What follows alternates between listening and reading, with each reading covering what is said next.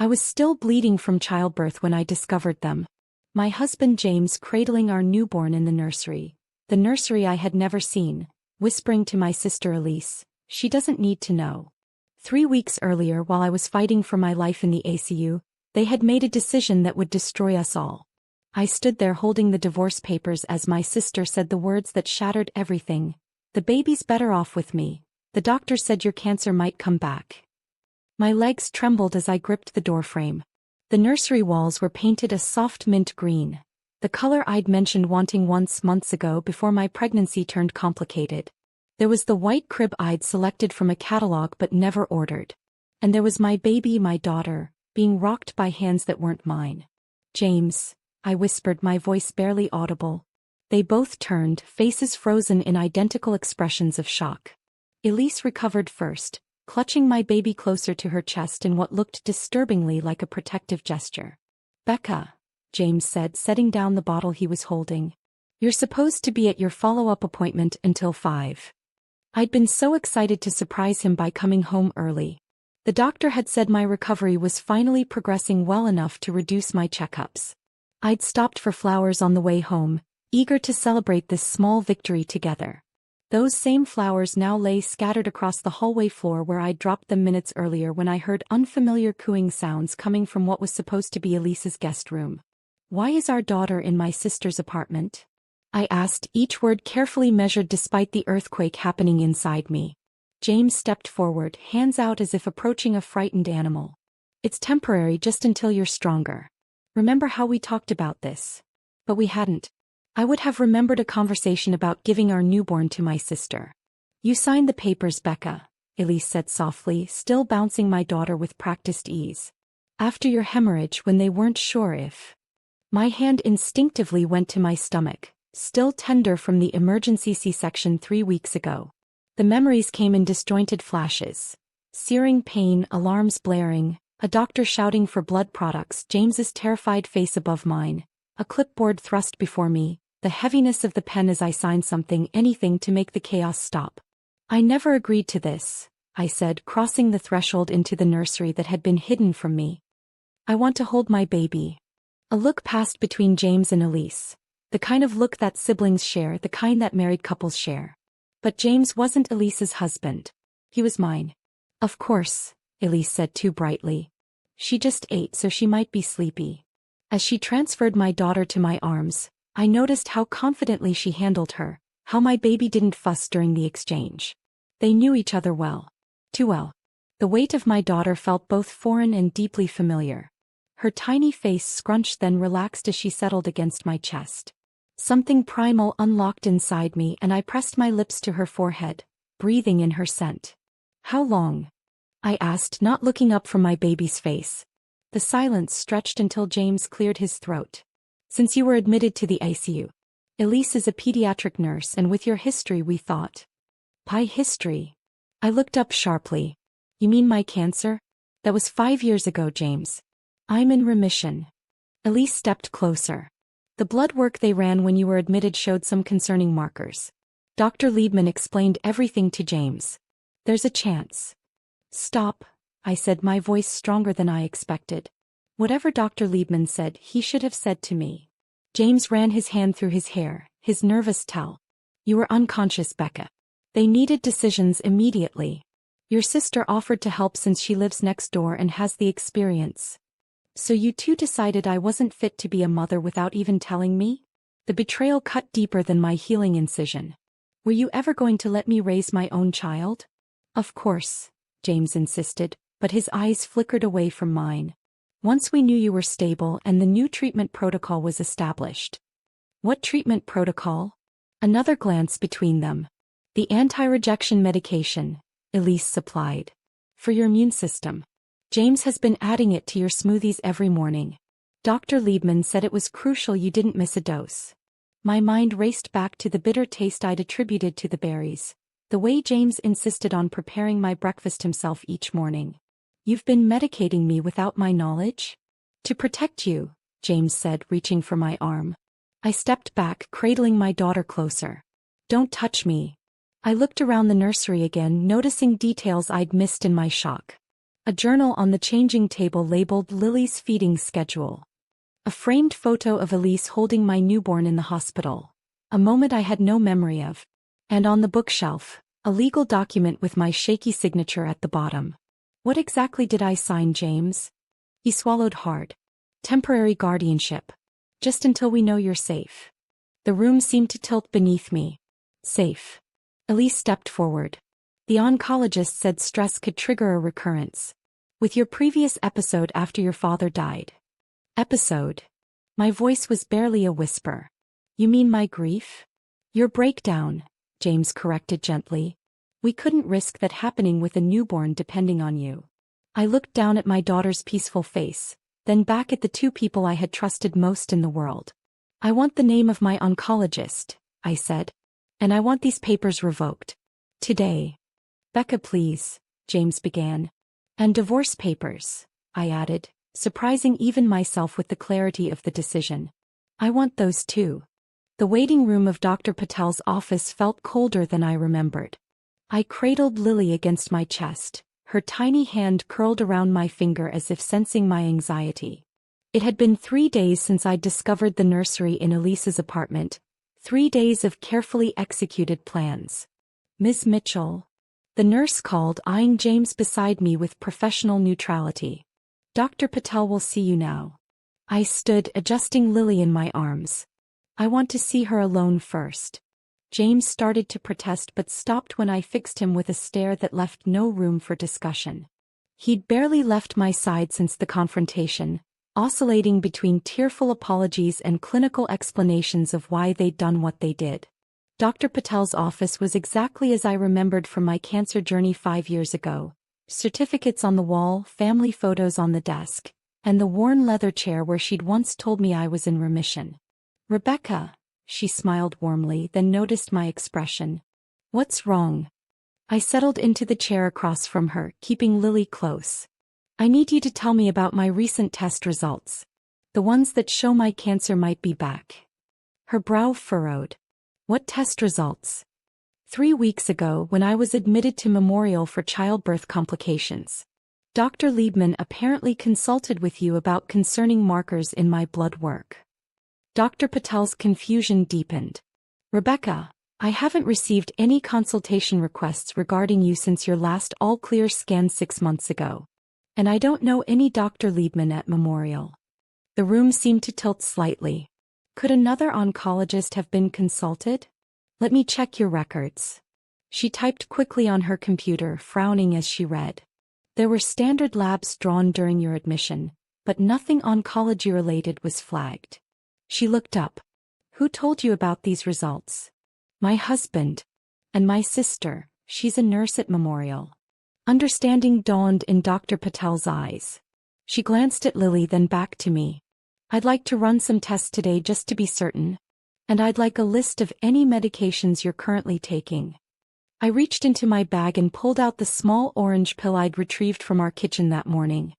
He's been crushing this into my smoothies every day. Says it's anti-rejection medication for my immune system.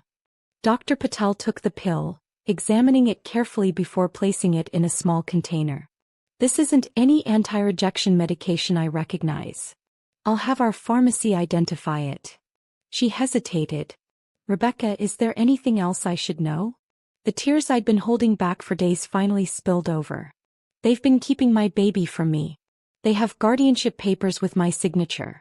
Papers I signed when I was hemorrhaging and barely conscious. They've convinced everyone I'm too unstable to care for her. Dr. Patel's face hardened. Let me examine both of you now. And Rebecca, do you feel safe going home today? I have a plan, I said quietly. But I need proof that I'm healthy first. An hour later, armed with preliminary test results showing normal blood counts and a toxicology request for the mystery pill, I returned to the waiting room. James stood immediately, his face a mask of concern. What did she say? Is everything okay? Dr. Patel wants to speak with both of us, I replied, not meeting his eyes.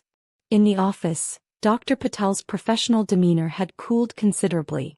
Mr. Mitchell, I've reviewed Rebecca's recent medical history and conducted a preliminary examination. There's no evidence of cancer recurrence and no legitimate reason for the medication regimen you described to her. James paled. But Dr. Liebman said. There is no oncologist by that name at Memorial, Dr. Patel cut in. I've already confirmed this with their department head, who happens to be a colleague of mine. James sank into his chair. That's not possible. I spoke with him myself. Did you? I asked quietly. Or did Elise tell you she spoke with him? The flash of uncertainty in his eyes told me everything. Dr. Patel continued, her voice firm but compassionate. Rebecca is physically recovering normally from her childbirth complications. There is absolutely no medical reason she cannot care for her child. I was just trying to protect her, James whispered, but the excuse sounded hollow even to him. After what happened last time. My father died, James, I said, the words catching in my throat. I grieved. That's not the same as being unstable. Dr. Patel handed James a folder. These are Rebecca's current test results, along with my professional assessment of her capacity to parent. I've also included the contact information for Memorial's Patient Advocacy Office, should Rebecca wish to pursue an investigation into how these guardianship papers were obtained. James stared at the folder without opening it. What happens now? I stood, adjusting Lily in my arms. Now I take my daughter home. To my home, not Elise's apartment. And tomorrow, we meet with the lawyer I've already contacted about revoking the guardianship and discussing our divorce. Divorce. James looked up, panic finally breaking through his composed facade. Becca, please, I was trying to do what was best for everyone. Best for everyone? I laughed bitterly. You drugged me, James. You and my sister conspired to take my child. Tell me, when exactly were you planning to tell me the truth? His silence was the most honest answer he'd given me in weeks. The morning sunlight streamed through the blinds of my new apartment as I rocked Lily in the second-hand glider I'd purchased the day before. 1 week since leaving James, since walking out of Dr. Patel's office with the truth clutched in my hands like a shield. 1 week of learning my daughter's cries, her expressions, the tiny details of her that I'd been robbed of. My phone buzzed with an incoming call. Elise. Her 5th attempt today. I let it go to voicemail again, focusing instead on Lily's perfect eyelashes, the way her tiny fingers wrapped around mine. The toxicology report had come back yesterday. The pills James had been crushing into my food were a potent anti-anxiety medication, one that would have made me perpetually drowsy, foggy-headed, easier to manipulate. The perfect recipe for appearing unstable. A knock at the door pulled me from my thoughts. I knew who it was before I even looked through the peephole. I know you're in there, Becca, Elise called, her voice carrying that familiar tone, the one she'd used our entire lives when she knew better than I did. We need to talk. I considered ignoring her, but this confrontation was inevitable. Keeping Lily close to my chest, I opened the door. Elise looked terrible, hair unwashed, dark circles under her eyes, still wearing her hospital scrubs. Her gaze immediately fixed on Lily. Can I come in? She asked, already stepping forward. I blocked her path. Say what you need to say from there. Her eyes widened in hurt. The same look she'd given me when we were children, and I refused to let her fix my art projects. Always fixing, always improving, always knowing better than everyone else. You've ruined everything, she said quietly. James is being investigated by the hospital ethics board. They're questioning my nursing license. All because you couldn't trust us to help you. Help me. I almost laughed. You drugged me and stole my baby. We were protecting you. Elise's calm facade cracked. You have no idea what you were like after Dad died. The dark paintings, the days you wouldn't get out of bed, how you pushed everyone away. We couldn't risk that happening with a newborn dependent on you. The mention of our father sent a familiar ache through my chest. His sudden heart attack 6 years ago had shattered me, yes. My grief had been profound, expressed through my art in ways that disturbed those around me. But it had also been the catalyst for my most acclaimed work. The series that launched my career as a serious artist. That was grief, Elise. Normal human grief.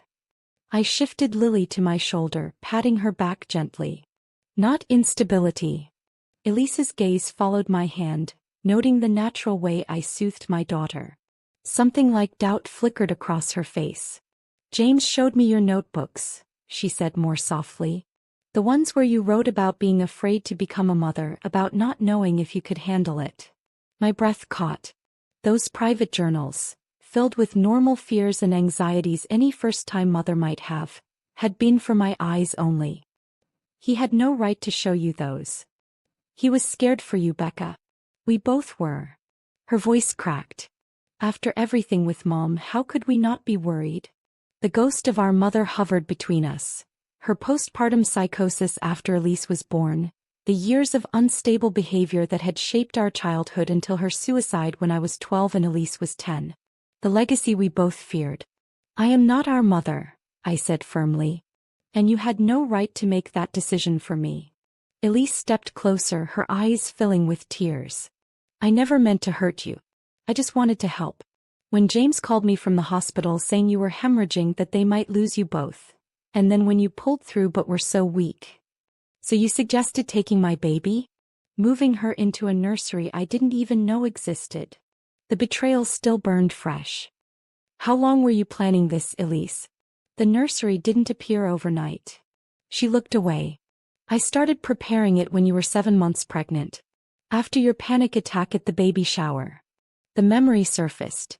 Feeling overwhelmed by the gifts, the expectations, hyperventilating in my sister's bathroom while she calmed me down. What I'd seen as a moment of normal anxiety, they'd interpreted as evidence of impending breakdown. You've always thought you knew what was best for me, I said quietly. Ever since we were children. But this time you went too far. Elise reached into her bag and pulled out a thick folder. These are Lily's records from her first 3 weeks. Her feeding schedules, diaper changes, the little sounds she makes before she's about to cry. Her voice broke. I never meant to steal her from you. I just wanted to keep her safe until you were stronger. Keep her safe from me, you mean? The truth hung between us. Elise's silence was confirmation enough. Did it ever occur to you that separating a mother from her newborn might actually cause the breakdown you were so afraid of? She flinched. James said the doctors. There were no doctors, Elise. No Dr. Liebman. No concerning cancer markers. Dr. Patel confirmed it all. The color drained from her face. That's not possible. I spoke with him myself. I saw the test results. A terrible suspicion took root. Show me these test results. Right now. Elise fumbled through her phone, pulling up a lab report that looked official enough, except for one detail. This letterhead, I said, pointing to the hospital logo. Memorial changed their branding last year. This is the old logo. Elise stared at the document, confusion giving way to dawning horror. James gave me these results. He said they came directly from your oncologist. For the first time I wondered if my sister might have been manipulated too. What else did James tell you, Elise? The cafe was busy enough to provide anonymity but quiet enough for conversation. I'd chosen it carefully, public, but with a corner table where Lily's carrier would be shielded from curious eyes. James was already waiting when I arrived, his appearance as disheveled as Elise's had been. The confident financial advisor I'd married 5 years ago now looked like a man unraveling. Thank you for meeting me, he said, standing as I approached. His eyes immediately went to Lily, softening with genuine love that made this all the more confusing. I settled into my seat without a response, placing Lily's carrier beside me out of his reach. The waitress came and went, leaving us with 2 untouched coffees and the weight of unspoken accusations. I spoke with Elise yesterday, I finally said. James tensed. How is she? Confused. She showed me the falsified lab results you gave her. The ones from the non-existent Dr. Liebman. His gaze dropped to the table. I can explain.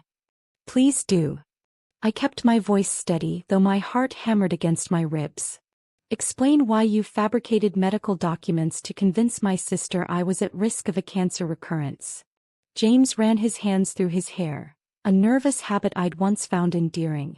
It wasn't supposed to go this far. After your hemorrhage, when you were unconscious in the ICU, the doctor said you'd need significant recovery time. I called Elise for support, And she mentioned being worried about how you'd handle motherhood given your family history. So you invented a medical crisis to justify taking my child? No. At least not at first. He looked up, his eyes pleading. I was genuinely worried about you. The postpartum period is difficult for any new mother, but with your history of depression after your father died.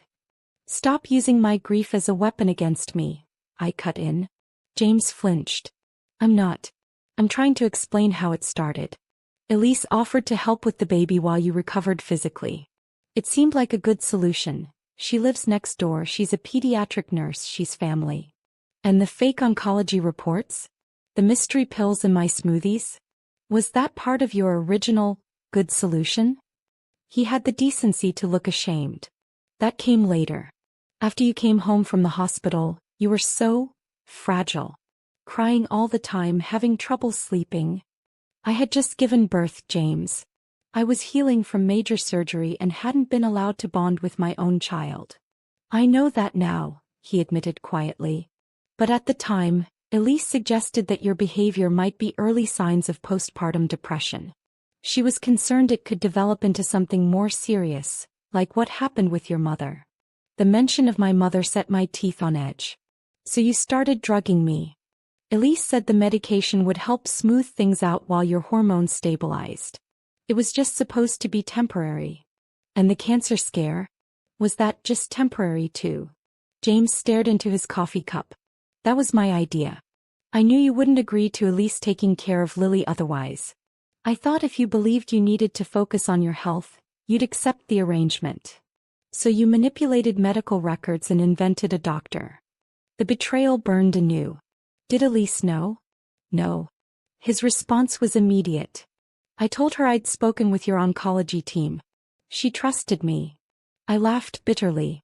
At least one of us did. Becca, please. I know I made terrible mistakes, but everything I did was because I love you and Lily. I was terrified of losing you both. You manufactured an entire medical conspiracy rather than simply asking how I was feeling or getting me legitimate postpartum support. I shook my head in disbelief. That's not love, James. That's control. He reached across the table for my hand, but I pulled away. What can I do to fix this? He asked, desperation creeping into his voice. You can start by admitting everything to Elise. She's facing an ethics investigation at the hospital because of your lies. His face fell. I tried calling her after you left. She won't speak to me. Then write it all down. Every detail, every lie. She deserves the truth. I paused, watching his reaction. And so do I. What else haven't you told me, James? He hesitated, and in that moment I knew there was more. The guardianship papers, he finally said. They weren't just temporary. My blood ran cold. What do you mean? The document you signed in the hospital. It gave Elise primary custody rights with an option to petition for permanent guardianship after 6 months if your health hadn't improved. The room seemed to spin around me. You were never planning to return my baby to me. It wasn't like that. It was a safety net in case. In case what? In case I behaved like a normal human being experiencing trauma and grief? In case I didn't conform to your idea of a perfect, stable mother. James's face crumbled. In case you turned out like your mother. The words hung between us, devastating in their simplicity. My mother had untreated bipolar disorder and postpartum psychosis, James. She wasn't just sad or anxious. She heard voices telling her to hurt us. My voice trembled with suppressed rage. Have I ever, in our entire relationship, given you any reason to believe I would harm our child? No, he whispered. But you've never been a mother before. And now, thanks to you, I've missed the first 3 weeks of my daughter's life. I stood, gathering Lily's carrier. The divorce papers will be delivered to your office tomorrow. My lawyer has already filed an emergency motion to invalidate the guardianship agreement based on coercion and medical fraud. Becca, wait. One more thing, I said, pausing beside the table. Those dark paintings you and Elise found so disturbing after my father died? The gallery sold the entire series last month. I'm financially independent now, James. I don't need you to survive anymore. His face paled. What are you saying? I'm saying you've lost control of the narrative. And you've lost me. How much of this is admissible? I asked, sliding the journal across the polished conference table to Diane Mercer, my attorney. The leather-bound book contained every detail I could remember. Dates, conversations, the pills I'd saved in labeled baggies, photos of the secret nursery. Diane adjusted her glasses, sharp eyes scanning my meticulous documentation. At 62, she had a reputation for being ruthlessly effective in high-conflict divorce cases, particularly those involving medical manipulation or parental alienation. All of it, she said finally, closing the journal. But James's attorney will fight tooth and nail against the medical fraud allegations. Without the fictional Dr. Liebman to question, they'll claim miscommunication rather than deliberate deception. I have the falsified lab reports, I reminded her. Which helps enormously. Diane tapped her pen against the table, thinking. What troubles me is the number of people who seem to have accepted the narrative that you're unstable. How extensive was this campaign? My stomach tightened. I'm not sure. I've received strange texts from friends asking how my treatment is going. My art dealer mentioned that James had explained my condition to several collectors. Diane's expression hardened. Classic isolation technique. Undermine your credibility with your support network before you realize what's happening. She leaned forward. Rebecca, I need to ask something difficult. Is there any truth to their concerns? Any history of mental health issues they could use against you? I met her gaze steadily. I've experienced normal grief and anxiety. After my father died, I saw a therapist for 6 months. All documented, all appropriate responses to loss. Nothing that would make me an unfit mother. And you've never harmed yourself? Had suicidal thoughts? Been hospitalized for mental health reasons? Never. Diane nodded, satisfied. Good. Because James filed his response to your divorce petition this morning. He's seeking shared physical custody with supervised visitation for you, pending a psychological evaluation. The audacity stole my breath. He's the one who should be supervised. He drugged me. Which is why we're countering with this. She slid a document across the table. Emergency restraining order based on the drugging, plus exclusive custody pending investigation of his actions. Judge Hernandez is hearing our motion tomorrow morning. I skimmed the legal language, hope and fear battling within me. Will it work? Should.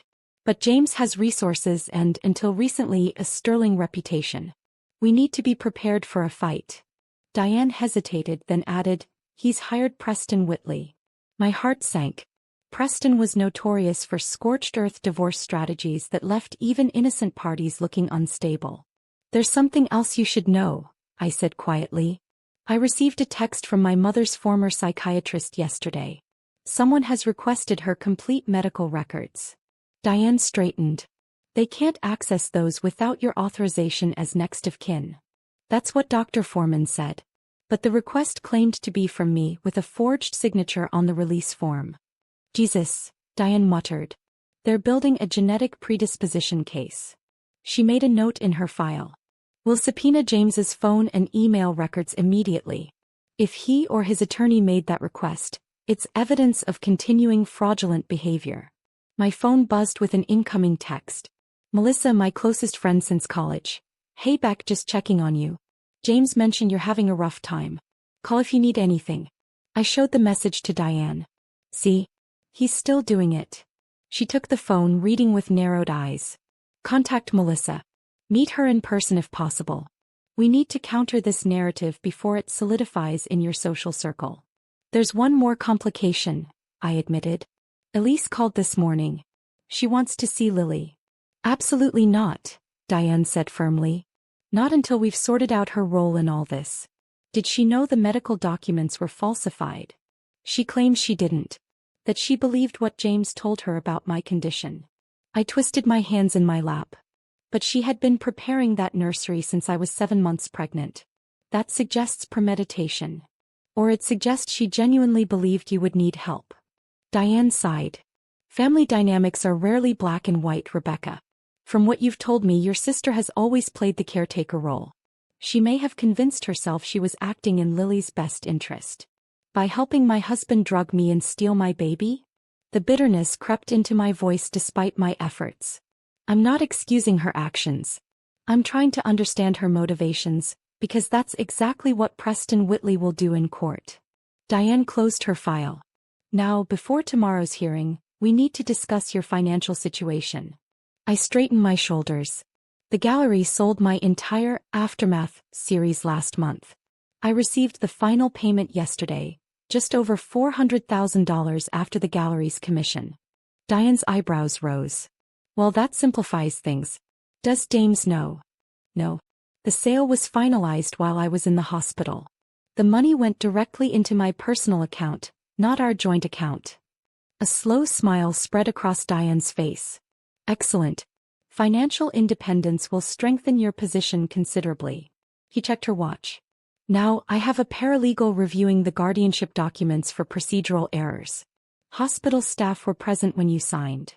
A nurse witnessed it. I don't remember her name, but I was barely conscious. Then the document may be invalid regardless of content. No one should accept consent from a patient in your condition. Diane made another note. I'm also concerned about the prenuptial agreement. James mentioned a mental fitness clause.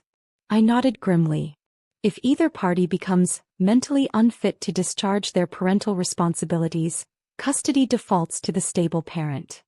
Standard language, but troubling in this context.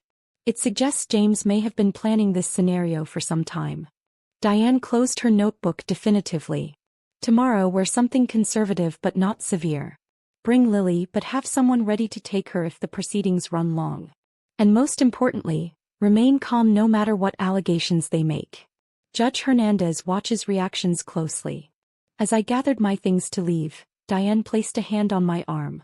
Rebecca, understand something. Men like James don't give up easily. When he realizes he's losing control, he may escalate in ways we can't predict. Be vigilant, document everything, and don't meet with him alone under any circumstances. Her warning sent a chill through me.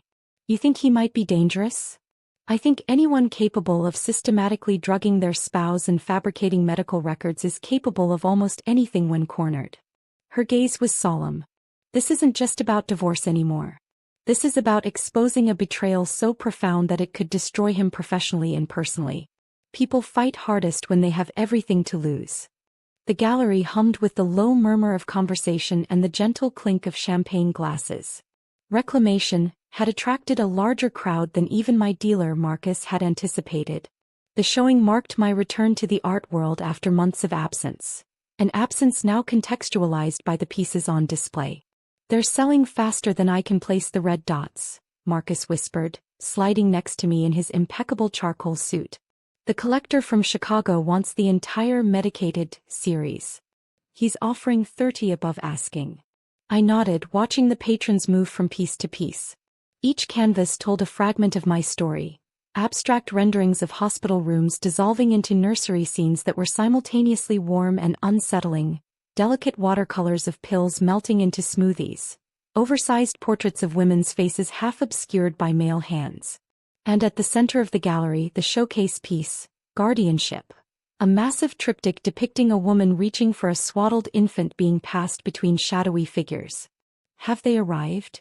I asked, sipping mineral water from my champagne flute. Marcus checked his watch. Any minute. Are you sure about this, Rebecca? We could have had the exhibition without the theatrical element. I'm sure, I replied, catching sight of Diane across the room. She gave me a subtle nod, confirming everything was in place. The gallery doors opened and the familiar silhouettes of James and Elise appeared. My sister carried Lily, fulfilling her visitation as ordered by the court last month. James looked uncomfortable in the artistic setting but managed polite smiles as several acquaintances greeted him. Showtime, I murmured, straightening my black dress and moving toward the small platform where a microphone waited. Marcus tapped a glass, quieting the room. Ladies and gentlemen, the artist would like to say a few words about tonight's collection. All eyes turned to me as I stepped onto the platform. I spotted several prominent art critics, a journalist from the Tribune, and scattered among them, the friends who had received James's warnings about my instability. Thank you all for coming, I began, my voice steady. Art has always been my way of processing life's complexities. Reclamation, is my most personal collection to date. A visual diary of betrayal, resilience, and rebirth. James shifted uncomfortably near the back, whispering something to Elise. I continued, my eyes sweeping the room. Many of you received concerned messages about my mental health over the past months. Some of you were told I was unstable, potentially dangerous, unable to care for my newborn daughter. Murmurs rippled through the crowd. Tonight's exhibition reveals the truth behind those rumors. I nodded to Marcus, who dimmed the lights. A projection screen descended behind me, and the room fell silent as medical documents appeared. James's fabricated lab results side by side with my genuine clean bill of health from Dr. Patel. My husband and sister conspired to separate me from my newborn daughter using falsified medical records. My voice remained calm despite the gasps from the audience. For weeks, I was secretly drugged with sedatives to make me appear unstable, while my child was kept in a hidden nursery next door. The screen changed to show the toxicology report of the pills James had been crushing into my food. James pushed forward through the crowd, his face contorted with panic. "Rebecca, stop this right now," he hissed, reaching the edge of the platform. I met his gaze evenly. "No, James. I'm done being silenced." The screen changed again, this time showing the prenuptial agreement with the mental fitness clause highlighted, followed by the guardianship papers I'd signed while hemorrhaging in the hospital. What you're seeing is a systematic campaign to gaslight a new mother into believing she was unfit to parent her own child. I gestured to the artwork surrounding us. These pieces are my testimony, a record of what happened when the people I trusted most decided I couldn't be trusted with my own mind or body. James lunged toward the platform, but two gallery security guards stepped forward, blocking his path. Diane moved swiftly to my side, a protective presence as I continued. The court has already ruled that the guardianship agreement was obtained through coercion and medical fraud. I looked directly at the journalist from the Tribune, who was frantically taking notes. The emergency custody order granted to my sister has been vacated, and criminal charges for administering prescription medication without consent are pending. Elise stepped forward, Lily clutched against her chest. "Becca, please," she pleaded, her voice breaking. "Not like this." For the first time, my composure wavered at the sight of my daughter. It had been 2 weeks since I'd held her. 2 weeks of supervised visitation while the courts sorted through the tangled legal mess. "My daughter has been used as a pawn in a game I never agreed to play," I said, my voice softer. "Tonight isn't just about exposing the truth. It's about reclaiming my narrative, my art, and my child." I stepped down from the platform and walked directly to Elise. The crowd parted silently around us, the tension palpable. "Court order," Diane announced clearly, handing Elise an official document. "Immediate transfer of physical custody to the biological mother, effective immediately." Elise's face crumpled, but with trembling hands she transferred Lily to my arms. The weight of my daughter against my chest sent a rush of emotion through me. Relief, vindication, and underneath it all, a profound grief for the broken family ties that could never be repaired. James pushed past the security guards, his face flushed with rage and shame. "You've orchestrated this entire spectacle to humiliate me," he snarled. "Do you have any idea what this will do to my reputation? My career?" "About the same thing your actions did to mine," I replied calmly. "The difference is I'm telling the truth." From the corner of my eye, I could see Marcus discreetly escorting the Tribune journalist toward us, pen poised. James noticed too late, his angry words captured for tomorrow's headlines. "This isn't over," he hissed, backing away as the security guards approached again. "You think you've won, but you have no idea what's coming." "Actually, I do," I said, nodding toward the gallery entrance where 2 police officers had just arrived. "Detective Rodriguez has some questions about those falsified medical documents you created. And about the prescription medications you obtained illegally." As the officers approached James, the gallery erupted in a flurry of whispers and exclamations. I turned away, focusing only on Lily's face, her curious eyes taking in the lights and colors of my artwork, blissfully unaware of the chaos surrounding her birth. Diane leaned close, her voice low but triumphant. "The judge called me just before I arrived. In light of tonight's evidence, you've been granted sole legal and physical custody pending the criminal investigation." For the first time in months I felt the weight lifting. Not just the weight of the battle, but the heavier burden of doubt. The insidious question planted by James and Elise about whether I was fit to be a mother. "It's over," I whispered to Lily, kissing her forehead as the officers led James away. "We're going home." "No. Absolutely not." My voice echoed in the conference room, causing Diane to place a warning hand on my arm. Across the polished mahogany table, James sat beside his attorney, Preston Whitley, their matching navy suits a united front against my resolute stance. 6 weeks had passed since the gallery exhibition. 6 weeks of headlines, whispered conversations that stopped when I entered coffee shops, and the steady progression of James's criminal case. The preliminary hearing had provided enough evidence for the prosecutor to pursue charges of medical fraud and illegal administration of controlled substances. James's financial firm had placed him on indefinite leave. Now, with the divorce proceedings moving forward, we faced each other in the first mediation session. Diane had warned me it would be difficult, but I hadn't expected James's audacity. "Mrs. Mitchell," Preston began, his voice condescendingly patient, "my client is willing to relinquish claims to the majority of marital assets and property. In exchange, he seeks shared legal custody and unsupervised visitation rights with his daughter. It's a reasonable compromise." "A reasonable compromise would be your client accepting full responsibility for drugging the mother of his child and falsifying medical records," Diane countered smoothly. "Instead, he's asking to be rewarded with custody rights." James leaned forward, his eyes fixed on mine with an intensity that once would have moved me. "Becca, I know I made terrible mistakes. I've admitted that. But I love Lily. She's my daughter too." I glanced down at the file Diane had prepared. Photographs documenting the pills hidden in our kitchen, transcripts from the hospital staff who witnessed my semi-conscious signing of the guardianship papers, screenshots of text messages between James and my friends spreading concerns about my mental state. "Love doesn't justify what you did," I said quietly. "You systematically attempted to convince me and everyone around us that I was mentally unfit to be a mother." "I was trying to protect our family," James insisted, a familiar desperation creeping into his voice. "Yes, I went about it all wrong, but my intentions—" "Your intentions don't matter," I cut in. "Your actions do." Preston cleared his throat. "If we can't reach an agreement today, we'll have no choice but to proceed to trial. Given the complicated nature of this case, I'm certain neither of you wants your personal affairs further dissected in public." Diane shot him a withering look. "Are you suggesting my client should accept an unjust settlement to avoid publicity? Because I recall it was your client who had to be escorted from an art gallery by police last month." I suppressed a smile at Diane's sharp retort, remembering the headlines the day after the exhibition. "Financial advisor arrested at wife's art show. Claims of medical fraud and child custody conspiracy."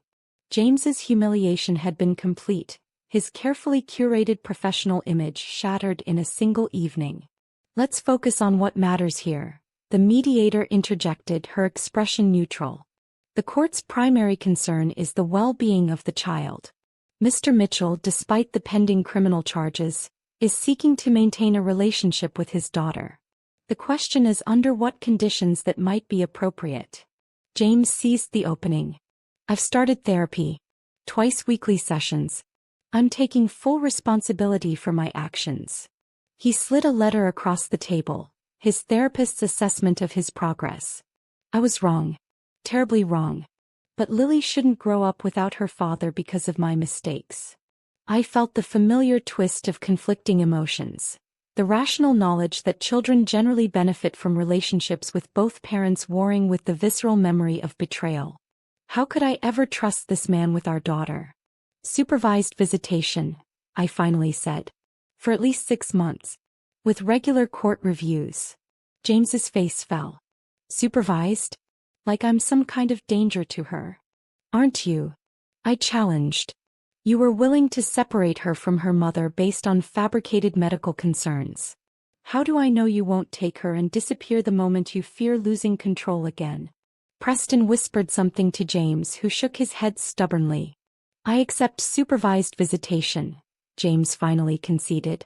"But I want it in writing that we'll review the arrangement after 6 months, with the goal of progressing to unsupervised visits if all goes well. Diane looked to me for confirmation. I nodded slightly. We can agree to a review, Diane said carefully. But no guarantees about the outcome. That will depend entirely on Mr. Mitchell's behavior and Lily's well-being. The mediator made notes, seeming relieved at the small breakthrough. Now, regarding financial matters. Mrs. Mitchell has requested the family home and full ownership of her art business. Mr. Mitchell seeks to retain his retirement accounts and investment portfolio. With the criminal charges pending, those assets may be subject to forfeit, Diane pointed out. Particularly given the financial implications of the fraud. James paled visibly. What are you talking about? Your firm's ethics committee is investigating whether you misused your professional credentials to create the falsified medical documents, Diane explained. If they determine you did, there could be significant financial penalties beyond the criminal case. James turned to Preston, panic evident in his eyes. You didn't tell me that could happen. Preston shifted uncomfortably. We should discuss this privately. No, James insisted, a new desperation in his voice. I need to know what I'm facing. All of it. Diane slid another document across the table. A financial assessment of potential damages. Rebecca's medical treatment for the unknown substances you administered. Therapy costs for trauma. Potential malpractice implications for involving your sister-in-law in your scheme. Loss of income during Rebecca's recovery. The list goes on. James stared at the numbers, his composure finally cracking. I can't. This would ruin me completely. You should have considered that before you decided to drug your wife and steal her child, I said, my voice steady despite the emotion churning inside me. The mediator glanced at her watch. Let's take a 15-minute break. Perhaps both parties can use this time to reconsider their positions. As Preston guided a shaken James from the room, Diane turned to me with raised eyebrows. He's rattled. Might be time to present our complete settlement offer. I nodded, the weight of the decision settling over me. I don't want his money. I just want this to be over with clear boundaries to protect Lily. And yourself, Diane reminded me gently. His behavior displayed classic patterns of control and manipulation. That rarely disappears entirely, even with therapy. When James returned, something had shifted in his demeanor. The confident financial advisor was gone, replaced by a man finally confronting the consequences of his actions. Before we continue, he said quietly, I need to say something to Rebecca directly. Preston started to object, but James silenced him with a raised hand. I was wrong, he said, his voice breaking. Not just mistaken. Wrong. Criminally, morally wrong. Nothing justifies what I did to you. He pushed a document toward me. I'll sign whatever you think is fair. I just want a chance to eventually be part of Lily's life. On your terms. I studied his face, searching for the manipulation I'd become so attuned to detecting. Instead, I saw only defeat and perhaps the beginning of genuine remorse. Supervised visitation, I repeated firmly. With the possibility of re-evaluation in 6 months. And full legal custody remains with me. James nodded, reaching for a pen. I'll sign now. As he scrawled his signature across the divorce settlement, I felt no triumph. Only the quiet certainty that I was finally free to build a life unshackled from his deceptions. Look at her go. Marcus laughed, watching Lily take wobbly steps across the sunlit studio floor. At 14 months old, she was a determined explorer, her dark curls bouncing with each precarious step. She's got your stubborn streak. I smiled, wiping paint from my hands as I took a break from the canvas. And her father's charm, unfortunately. The daycare staff are completely besotted with her. It had been nearly a year since the divorce was finalized. The criminal case against James had ended with a plea agreement, 18 months of probation, mandatory therapy and community service instead of jail time. I hadn't fought the prosecutor's decision. More court proceedings would have only prolonged our collective trauma. The bell above the gallery door chimed, and Marcus excused himself to greet the visitors. My new studio space, attached to a small exhibition gallery showcasing local artists, had become my sanctuary. Sunlight poured through the skylights, illuminating the half-finished pieces of my new collection, tentatively titled Aftermath. These paintings were different from the raw anger of reclamation. Softer edges, glimpses of light breaking through darkness, moments of unexpected beauty amid chaos. The evolution wasn't lost on the critics, who'd labeled my artistic journey a masterclass in processing trauma through creative expression. My phone buzzed with a text from Elise. Still on for coffee tomorrow? No pressure. Our reconciliation had been cautious and slow. After 6 months of no contact, she'd sent a handwritten letter. 12 pages of explanation, apology, and painful self-reflection. She'd begun therapy, left her nursing position at Memorial, and moved to a different neighborhood. Her first request to see Lily had been denied, but over time, as she demonstrated consistent change, I'd allowed brief, supervised visits. Tomorrow would be their 5th meeting. I texted back. Yes. The usual place at 10. The irony wasn't lost on me. Supervised visitation for my sister, mirroring James's arrangement with Lily. But unlike James, whose visits remained supervised after multiple reviews due to concerning comments about taking Lily away from all this drama, Elise was making genuine progress toward rebuilding trust. Rebecca. Marcus called from the gallery. There's someone here to see you. I scooped up Lily, balancing her on my hip as I walked through to the front. Dr. Patel stood by the reception desk, elegant in a simple pantsuit, admiring a small watercolor. This is unexpected, I said, genuinely pleased. Gallery visits aren't usually part of oncology follow-ups. She smiled warmly.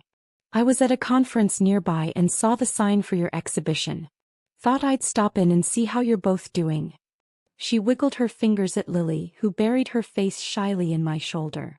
We're doing well, I replied, offering a tour of the space. As we walked among the paintings, Dr. Patel observed the evolution in my work with a clinician's eye for detail. You've moved through it, she remarked, studying a piece featuring a mother and child's silhouette against a dawning sky. Not past it, through it. Some days are harder than others, I admitted. The trust issues don't just disappear because the situation is resolved. Dr. Patel nodded thoughtfully. Betrayal trauma leaves deep imprints, especially when it comes from those closest to you. Have you continued with therapy? Weekly sessions, I confirmed. It helps to have someone objective to talk to, especially now that James is petitioning for unsupervised visitation again. And how do you feel about that possibility? I watched Lily toddling toward a cushioned reading nook in the corner of the gallery. Conflicted.